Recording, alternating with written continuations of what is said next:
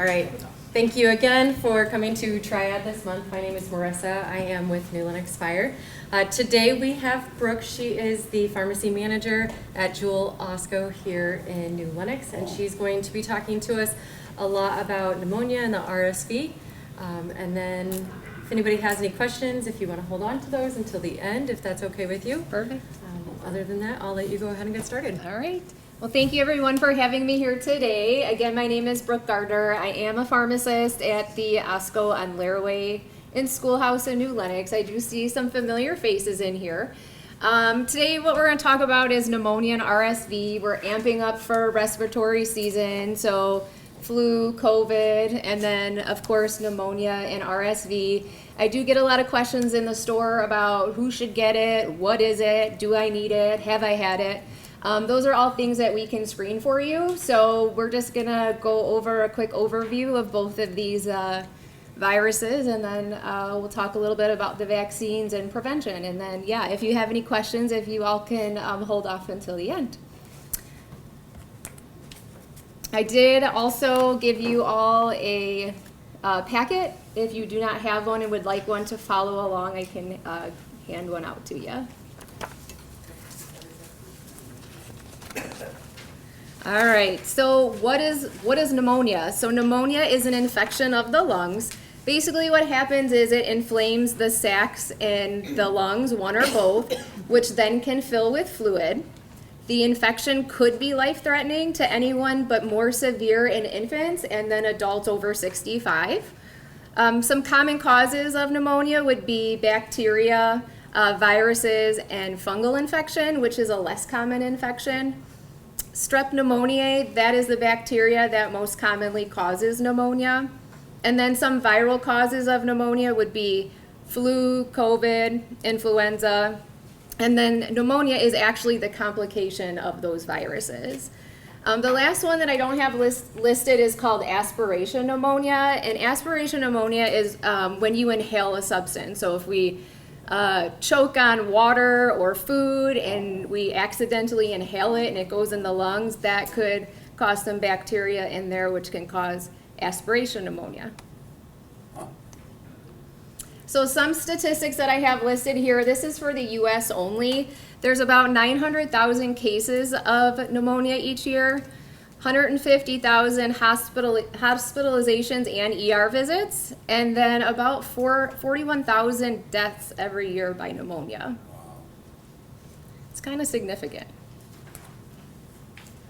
All right, so some symptoms of pneumonia. It takes about 1 to 3 days to appear after your exposure. That's kind of common with any virus or bacteria we get. We can experience some chest pain, maybe some sharp pains or increased heart rate. Sometimes it feels real heavy on the chest. We may have a cough with phlegm or mucus. We may have fever, chills, dehydration, fatigue, loss of appetite, sweating, coughing with wheezing, so again, hard to breathe. And then also elderly may experience confusion. So with a lot of infections in elderly patients, confusion is a side effect. So there's 3 types of pneumonia. The one that we'd most be exposed to would be community-acquired pneumonia. The second one is hospital-acquired, and then the last one is ventilator-associated pneumonia. Community-acquired pneumonia is just what it sounds like. We get it out in the community. So outside of a healthcare setting, it's caused again by that bacteria, virus, or fungus. Increased risks for CAP would be smoking, age over 65, chronic lung disease, so COPD or asthma. If you're immunocompromised, if you have HIV, you have cancer, you have AIDS, if you're on immunosuppressive therapy such as like long-term steroid use. Increased risk also would be heart disease. So if you have had previous history of heart attack, stroke, if you're on cholesterol meds, those are all increasing your risk for having pneumonia. Hospital-acquired pneumonia, we get it when we're in the hospital. You're more at risk if you are in the hospital from 48 to 72 hours. This is also caused by virus and bacteria. We get it from the hospital setting, so maybe a healthcare worker in the hospital their hygiene isn't as good as it could be. And we get it from them, we can acquire it from them, or even the equipment or the environment. Some of those risks of hospital-acquired pneumonia, tends to be more life-threatening because the bacteria that cause hospital-acquired pneumonia are more resistant to antibiotics. Then we have ventilator-associated pneumonia. This typically affects people that are on ventilators for at least 48 hours. So you're going to find this type of pneumonia more in patients that are critically ill or in the ICU. So who's at risk for pneumonia? So I kind of talked a little bit about it already. Young children, so under 2 years of age, and then also older adults over 65. People with chronic conditions such as heart disease, diabetes, kidney, lung disease, and those with weakened immune systems. So HIV, cancer, those that are on suppressant drugs who are immunocompromised, and then also if you have an autoimmune disorder, it does increase your risk. So complications of pneumonia. Pneumonia can spread to other parts of the body if the infection becomes bad enough. So just a couple different parts. So it can, obviously it's in the lungs, but it can also cause an abscess in the lungs. So that would be like a pocket filled with pus in the lungs, and that's difficult to get rid of. It can also cause bacteremia, which is a blood infection, or sepsis, and that's when the infection travels in our bloodstream. That could also be life-threatening. And then also it can cause, or a complication would be meningitis, so that would be an inflammation in the brain and the spinal cord.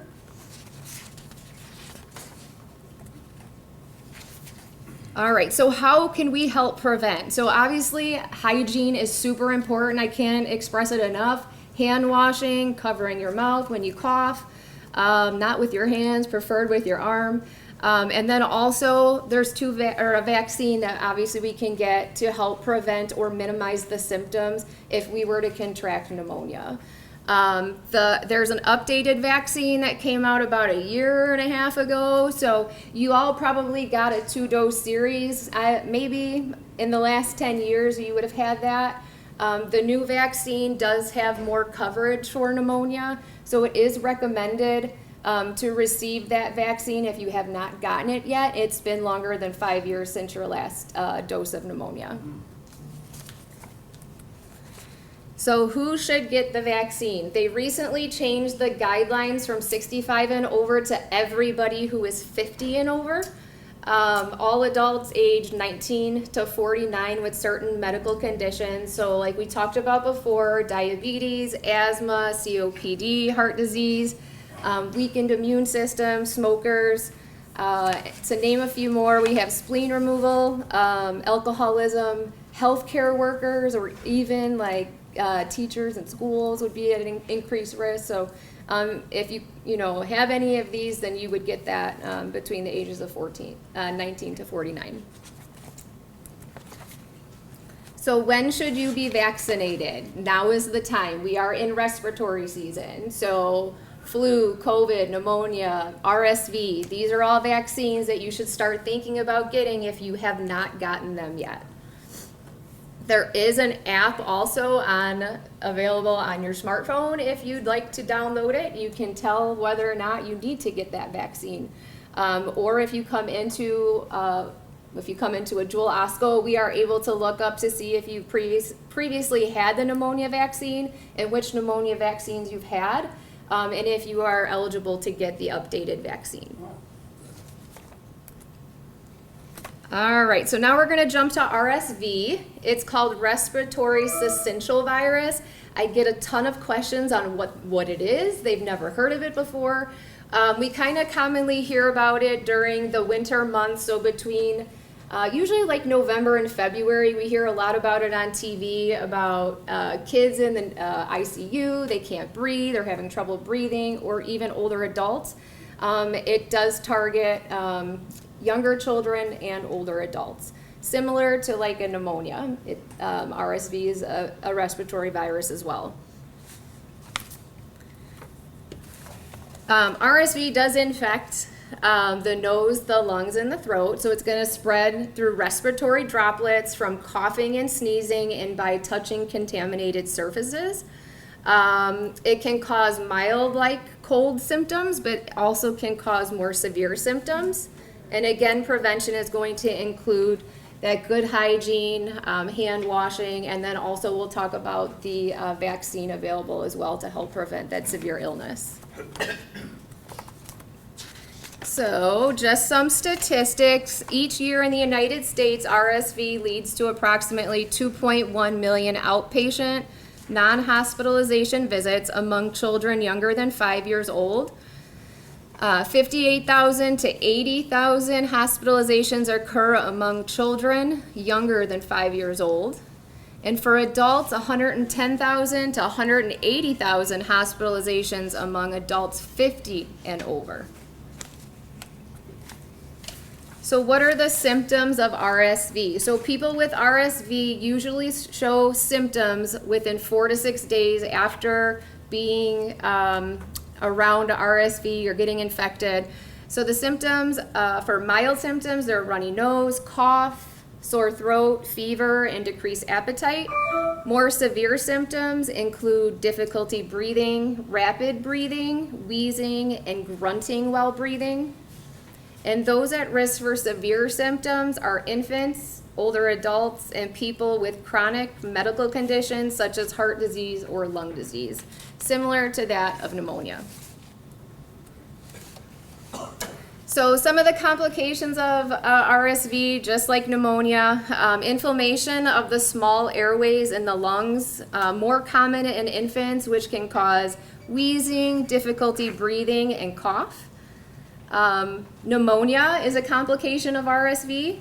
It's the infection that we just talked about, which can cause inflammation in the lungs, and the air sacs can fill with fluid and pus.